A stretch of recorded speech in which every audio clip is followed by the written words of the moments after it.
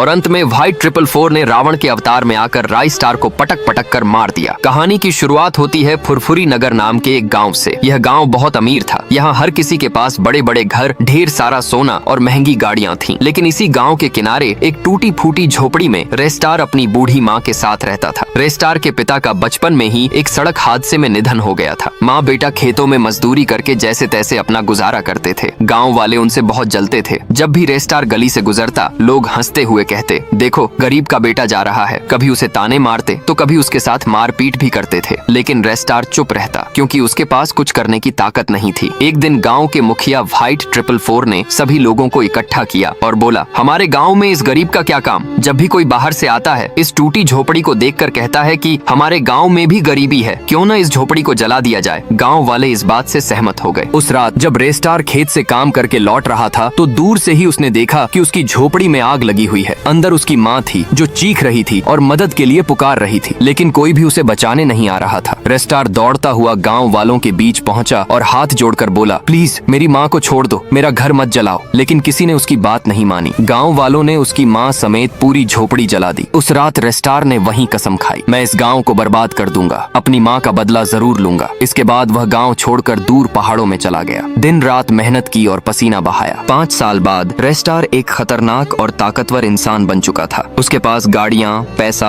और हथियार सब कुछ था। एक रात वह अपने हेलीकॉप्टर से गांव के ऊपर आया। ऊपर से ही उसने मिसाइलें दागनी शुरू कर दी। गांव में अफरा तफरी मच गई। लोग जान बचाने के लिए इधर उधर भागने लगे। रेस्टार ने एक एक करके हर घर को आग लगा दी, खासकर उन लोगों के घर जिनका हाथ उसकी माँ की मौत में था। फिर वह हेलीकॉप्टर से नीचे उतरा और अंत में राई स्टार और व्हाइट 444 आमने सामने थे। राई स्टार बोला, आज तू किसी भी कीमत पर नहीं बचेगा। आज तेरा अंत